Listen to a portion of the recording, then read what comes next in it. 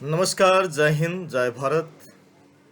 कल बिहार के मधुबनी जिला के झंझारपुर अनुमंडल में के कोर्ट में जो एडीजे थे, उनके एडीजे जो अविनाश जी हैं। सबसे पहले अविनाश जी के बारे में जानते हैं। जो अविनाश जी वहाँ के एडीजे थे। कल एक घटना घटी जो घोंघड़िया थाना के जो एसएचओ और उनके साथ जो पुलिसकर्मी थी, दोनों ने मिलके एडीजे को पहले तो भद्दी गालियां दी। और गालियां ही नहीं, बंदूक की नोक, बंदूक जो है, बंदूक भी उन पे ताना। बाद में उसका बहुत सारा कारण है। इससे पहले जो अविनाश कुमार थे, एडीजे अविनाश कुमार, उन्होंने एसपी को नोटिस भेजा था, जिस कारण से जो पुलिस महकमा जो है उस जज से चिढ़े हुए थे। दरअसल पुलिस की सलूकी के जो शिकार जज साहब हुए थे, उनका नाम है अविनाश कुमार। ये कई बड़े अद्भुत फैसले देते हैं। मसलन एक आदमी ने महिला को परेशान किया, आरोपी का पेशा था कपड़े धोना। जज ने फैसला दिया कि वो आदमी सजा के तौर पर 6 महीने तक गांव की महिलाओं के कपड़े धोएगा प्लस प्रेस करेगा।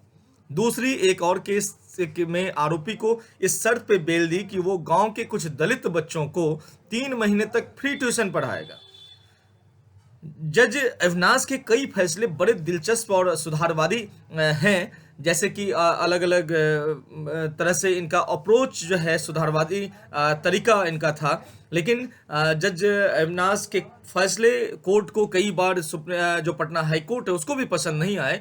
पुलिस ने उनके कुछ अधिकारों पे पटना हाई कोर्ट ने कुछ अधिकारों पे उन पे रोक लगाया था। एक फैसला उन्होंने हाल ही में मधुबनी के जो एसपी हैं सत्यप्रकाश, उनके खिलाफ भी उन्होंने दिया था, जो उनको कानून की पढ़ाई करनी चाहिए।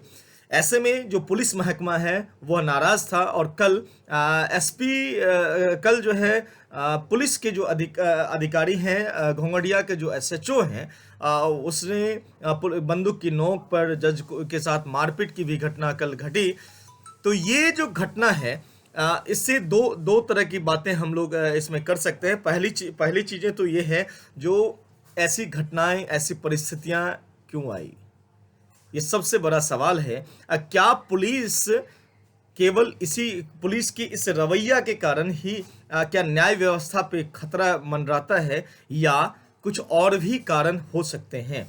इस कारण पे हम लोग सबसे पहले, पुलिस की ये व्यवस्था तानाशाही व्यवस्था आज की नहीं है। ये पुलिस लगातार तानाशाही व्यवस्था करती रही है, और यह आम जनता को बंदूक के बल पे, आम जनता को अपने वर्दी का धौंस दिखा के इस तरह की घटना लगातार पुलिस करती आई है। उसे बचाने का प्रयास किसने किया? उसे कई बार पुलिस पे जब आरोप लगा तो उसे किसने बचाया? वही जज साहब बचाते हैं, और जो गरीब है उनको न्याय नहीं मिल पाता है। आज न्याय व्यवस्था के भी अंदर यह झांकने की आवश्यकता है, जो न्याय व्यवस्था में इतनी देरी क्यों? कल की जो इस घटना में हाई कोर्ट ने स्वतः संज्ञान लिया और कहा ये न्याय व्यवस्था पे हमला है। और न्याय व्यवस्था पे हमले का मतलब केवल न्याय व्यवस्था पे हमला नहीं है। ये तो आप पे जब हमला हो तो ये न्याय व्यवस्था पे हमला है। आप पे कोई कटाक्ष न करे, आप पे कोई सवाल न उठाए। उसी कोर्ट में एक गरीब आदमी न्याय के लिए तरस जाता है, उसे न्याय नहीं मिलता। वर्षों तक वो न्याय के लिए आपके दरबार पर लगातार दस्तक देते रहता है, लेकिन वो आपके यहाँ न्याय नहीं मिल पाता। ये वही न्याय व्यवस्था है, उस पर भी आकलन करने की आवश्यकता है। इस घटना को मैं कभी भी सही नहीं कहता हूं। जो पुलिस के द्वारा जो भी घटनाएं की गई, यह पूर्ण रूप से निंदनीय है, और इस पे कड़ी कार्रवाई उस अधिकारी के प्रति होना चाहिए। और उस अधिकारी ने एक वक्तव्य भी दिया, जो मेरे साहब को ये सारी बातें पता है। तो उनके साहब कौन? एसपी साहब या डीएसपी साहब? तो जो भी उसमें दोषी हैं, चाहे वो एसपी दोषी है, उस पर कड़ी कार्रवाई होनी चाहिए। लेकिन पटना हाईकोर्ट को या जज साहब को, जितने भी जज साहब हैं, उनसे भी निवेदन है, उन सभी घटनाओं पे आपको भी स्वतः संज्ञान लेने की आवश्यकता है, जो वर्षों से बिना किसी कारण के आपके जेलों में बंद है। आपके द्वारा सजा के लिए किसी बड़े आदमी के द्वारा प्रताड़ित करके आपके जेलों में बंद है, उस पर कौन स्वतः संज्ञान लेगा? हमारी न्याय व्यवस्था में सबसे ज्यादा कमियां हैं। उस न्याय व्यवस्था को सुधार करने की आवश्यकता है। यह बात किसी से छुपा नहीं है। पैसे वाले आज भी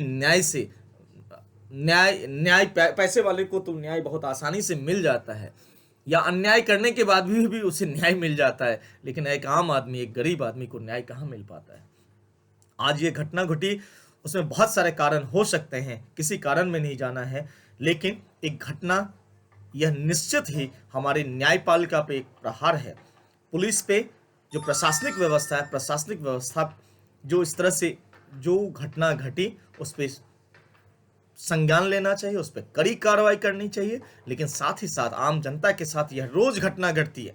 एक दिन अविनाश कुमार पे हमला हुआ तो कोर्ट संज्ञान लिया, लेकिन ऐसे अविनाश कुमार, हजारों अविनाश कुमार, लाखों अविनाश कुमार जो न्याय के लिए आज भी भटक रहे हैं, दर दर भटक रहे हैं, उनको उन पे भी अगर सुप्रीम कोर्ट स्वतः संज्ञान ले तो थोड़ा सा और भी लोगों का न्याय के प्रति भरोसा जगेगा। इस न्याय को बचाने का अधिकार, बचाने का प्रयास न केवल हम सभी को करना चाहिए, बचाने का प्रयास स्वतः सुप्रीम कोर्ट या स्वतः हाई कोर्ट को भी करना चाहिए।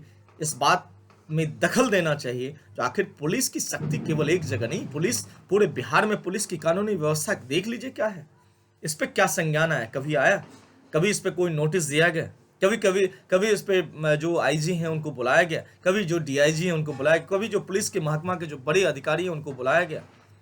नहीं। उस पर भी स्वतः संज्ञान लेने की आवश्यकता है, न केवल एक घटना को स्वतः संज्ञान लेने की आवश्यकता है। बहुत बहुत धन्यवाद। नमस्कार। जय हिंद, जय भारत।